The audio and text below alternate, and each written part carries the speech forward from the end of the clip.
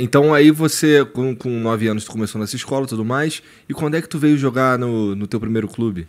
Então, aos 14 anos, esse clube, o SESEC, né, que foi o primeiro clube aqui da Vila Prudente, teve uma dissidência lá, alguns jogadores saíram, foram para uma outra equipe e tal.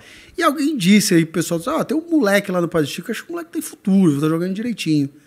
E aí, foram na minha casa um sábado, me convidar dois jogadores cegos, e chegaram lá, olha, vai ter um campeonato em Vitória, no Espírito Santo, a gente queria que o Misael fosse e tal.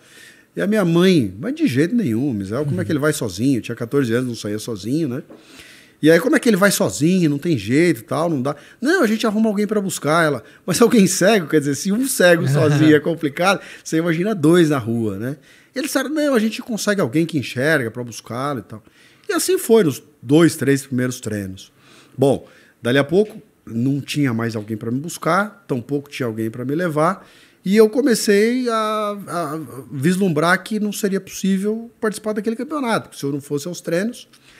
E aí, eu lembro que eu ia aos domingos para o colégio, eu levava sempre lá um lanche, um pão com alguma coisa, e dinheiro para comprar uma Coca-Cola. E eu peguei o dinheiro da Coca-Cola durante uns 3 meses, guardei e comprei uma bengala. E essa bengala ficou naturalmente escondida da minha mãe, porque se ela descobrisse a bengala, ela ia jogar fora, porque ela não conseguia conceber a ideia de sair, eu com 14 anos, na rua, com uma bengala, sem enxergar, enfim, a informação naquela época era inexistente, né? Era praticamente inexistente. Então, um sábado, eu estudava, era interno no colégio, ia para o colégio no domingo e voltava na sexta para casa. E aí no sábado ninguém foi me buscar, tampouco havia alguém para me levar. E minha mãe saiu para fazer alguma coisa, eu não tive dúvida. Eu peguei minha bengala e fui pro treino. Coincidência, rapaz, é impressionante. No primeiro dia que eu saio sozinho, o motorista passa do ponto. Eu pedi pra ele avisar. Quando chegar na Tour Frederich, você me avisa. Pô, fui perceber lá no Largo da Vila Prudente que ele tinha esquecido. Mas não foi o pior. Eu treinei, fiz o meu primeiro treino. Quando eu volto pra casa, tinham 2 carros de polícia na rua. Os vídeos todos, Misael desapareceu, minha mãe medicada. Na época eu tinha celular, essas coisas, né? Não dava pra se comunicar tão fácil, né? Eu tinha nada, né? Eu tinha nada. Na época era um telefone, era o preço de um carro. Né? Pois é. E aí tu começou a Bom, mas nesse primeiro dia, quando tu voltou pra casa aí, tranquilo... O que tua mãe fez quando você chegou? Cara, foi uma loucura, né? Porque meu pai ficou bravo. E aí, no final das contas, minha mãe, quando ele melhorou ali, viu que eu tava vivo, viu que tava tudo certo.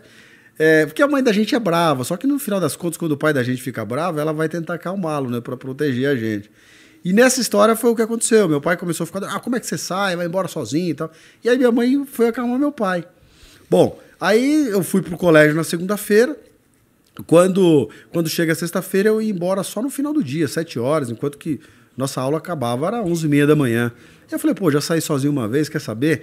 Entrei no meio de várias pessoas saindo ao mesmo tempo do colégio e fui embora. Cheguei em casa, minha mãe ficou brava, e foi falar com como é que pode? Foi reclamar com meu pai. Falou, você não falou aquele dia que estava tudo certo? Então, no final das contas, a partir daí eu comecei a sair sozinho, né? Nas férias eu consegui meu primeiro trabalho, comecei a trabalhar vendendo cartão de crédito na época da CDC Fininvest. Caramba! Que não existe mais. Uhum. E aí quando acabaram as férias, eu agora tenho que voltar pro internato. Falei, não vou voltar, né? Tinha recebido já meu primeiro salário, não vou voltar. Aí eu chego no colégio, minha mãe jamais ia lá pedir para eu ficar externo. Cheguei e disse o seguinte, olha, minha mãe, você sabe que ela trabalha, não pode vir aqui, mas eu tô saindo sozinho.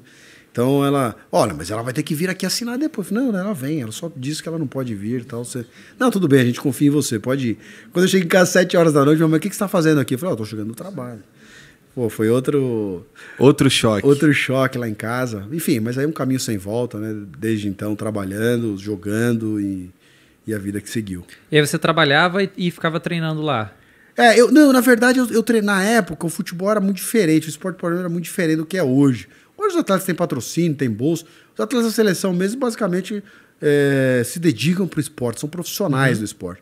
Na minha época, não. Na minha época, a gente treinava aos sábados, treinava 2 dias de semana à noite depois, mas nessa época, eu só conseguia treinar no sábado, porque estava lá no colégio, claro, jogava todo dia no colégio, mas treinar no clube só treinava aos sábados.